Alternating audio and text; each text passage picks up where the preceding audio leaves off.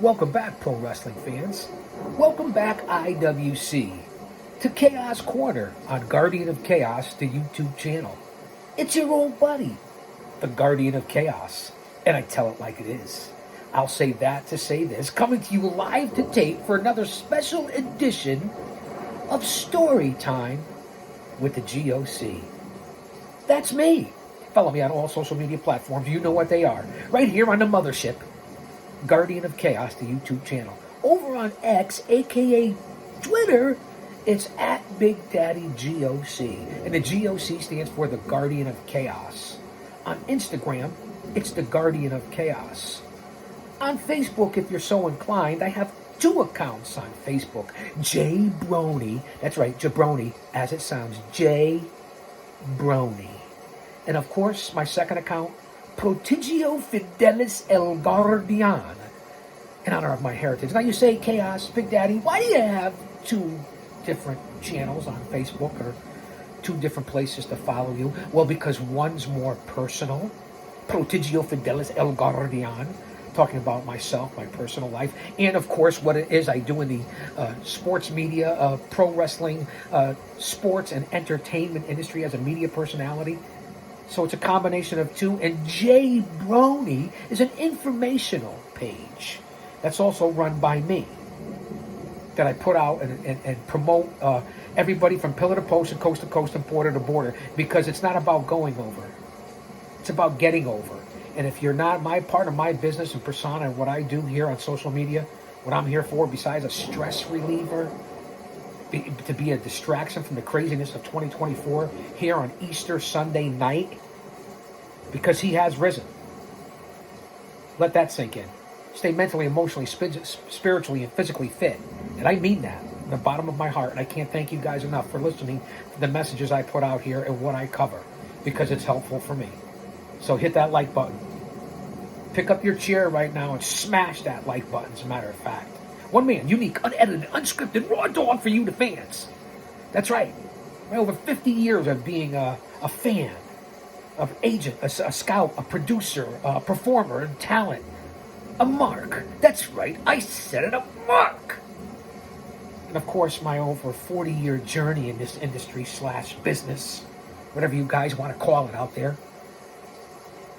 30 years being in the ring, taking the bumps, everything that you could think of. That's right, coming out 2 and 3 and 4 times a night, whatever different shows. I didn't sign a contract. Yeah, it wasn't my living. You know what my living was. Behind the walls for 25 years. Bounty hunting. You go to the page and open it up and see what it's all about. And you'll understand where I'm coming from and what I'm about and why I allow you into my chaos corner. I don't want to get too crazy, too carried away, because I appreciate each and every one of you. And I think I lost my point of what I was trying to say. But you are here with Story Time in the G.O.C. So kick back, relax, grab a beverage. And once again, I will try to relay my personal stories. We know that Story Time is usually from a novel or a book or a magazine or something that I have purchased myself as I wrap myself up in chains here. That are in my library down here in the vault in Chaos Chronicles. And I know you guys see a lot of the videos. Navigate that a playlist and of course go to the community page. So I try to pick out stories that would be relatable and something I think that you guys and gals would like. Remember, you come here to learn things. You come here so you can carry on a conversation about this business and make it look like you do some research and due diligence. And then I add in my experiences and what I've done. That's what makes this channel unique. That's why you guys are here. And will continue to be here. Because I'm not going anywhere. Not having a gimmick was always Chris Candido's gimmick. He was a fine wrestler who left a lasting legacy thanks to the bumps he took and the impact he made in the original ECW. If only the WWE, WWF, used them to their advantage. This is Blond Highlights. Candido, born Candido with a T, probably knew he was going to become a wrestler his whole life. His grandfather was Popeye Chuck Richards, and a young Chris, we're guessing, sans bleached blonde hair, took to the ropes at a very young age. By the early 90s, he had already broken into ECW with longtime girlfriend Tammy Lynn Sitch. And of course, and we'll get on to that, his career storied history with Jim Cornette down in OVW and what he did down there. It was really unbelievable, the early years of Candido and Sonny and Body Donis, and then being with the Road Warriors. And unfortunately, we know where Sonny, Tammy Lynn, is now, locked up down south in Florida, in the Sunshine State. Not so sunny there. It is what it is. I'm not here to judge. And the pair made the most of their screen time, with a look reminiscing of Dr. Frank Furter's creation from the Rocky Horror Picture Show. Let that marinate. Candido impressed right off the bat as one of the third of the Suicide Blonde stable, along with Johnny Hot Buddy and Chris Michaels, a hot body. You knew what I meant, not a hot pocket, hot body. After a successful run in the independents, which included an NWA title, he and Sitch ended up in the WWF. Under the new blonde gimmicks, Candido was dubbed Skip to Tom Pritchard's Zip. Skip and Zip. You guys remember. Do your due diligence. And Sitch, renamed Sonny, escorted the team, dubbed the Body Donis, to the ring. While the Blondes got the gold, they won the WWF Tag Team titles. It wasn't too long before Candido returned to ECW, right where he belonged. Among the many accomplishments in Paul Heyman's company were capturing the Tag Team titles with longtime foe Lance Storm, and being a part of Shane Douglas' Triple Threat stable, obviously with Bam Bam Bigelow. Fittingly, the motto for the stable was no gimmicks needed. While he found success as a cruiserweight and being a cruiserweight, championship in WCW, excelled in Extreme Pro Wrestling, and eventually returned to the WWE. And again, the authors in some of these, I'm not trying to offend anybody. I give you the good, the bad, and the ugly. Sometimes you got the brain of a dehydrated baby, and you need to do your research just because it's in writing. Just because I'm reading it to you. Use your own discernment. You're supposed to look up this stuff, because you see what's missing here. Smoky Mountain, OVW, Smoky Mountain for sure, and the different things. But this is short story time with the G.O.C. And then I lend, if I can, my credibility or my experiences or thoughts and views on what went down. You guys get it. So being a part of Triple Threat, we already talked about that. Douglas and of course Bam Bam Bigelow, Shane Douglas, Chris Candido, Lance Storm with the tag team titles. Again, Smoky Mountain Wrestling, the Body Donis, Tammy Lynn, which was his downfall. If you guys do your research, and I'm not judging. I'm just telling you the facts. You guys know it, and I'll relate some of my stories. I know I'm going on and on here, but I'm trying to make this 10 or 15 minutes. It's story time. You're supposed to be kicked back. You're supposed to have a beverage, a snack. You're supposed to be leaving comments in the chat.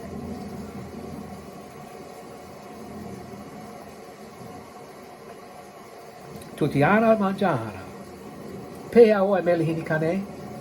And wahini. Pupule wiki wiki. Aloha mahalo. Fittingly, the model for the stable was no gimmicks needed. And again, like I said, Cruiserweight Championship in WCW, excelled in XPW, which was a copy of ECW, and eventually returned to the WWE. Candido's finest hours were always clocked in the ECW. At the time of his death, rest in peace, Chris, in 2005, reportedly from a blood clot following post-operating surgery, he had been getting some face time on TNA Impact, if you remember correctly. One can only wonder how many more Blonde highlights could have come his way. And as I said, Blonde Highlights was the name of this story time. And as I kick back and we're in El Silencio right now, because you know I have heat with that bitch, right? Alexa, play Tropical Thunderstorm sounds. You know I got heat with her, right? We really don't get along that well. I don't like this whole technology, AI thing. And that's why I'm not doing things on StreamYard. I'm trying to earn it the hard way. I got the over 1,000 subscribers. I'm 100 hours away from 4,000. Then we're going live besides live to tape. And we'll see how that works out. Become a member. And if not, it doesn't matter. I'm going to do it anyway. Help a brother out. Ain't no half-stepping here. to wrap this up here for story time with the G.O.C. and come on back because we're not going anywhere yet. I got a couple more stories left in me for Easter Sunday night. And we'll carry into the first week of April, Monday, and everything that's going to be happening throughout this world and country. So let's stay alive here. Stay awake.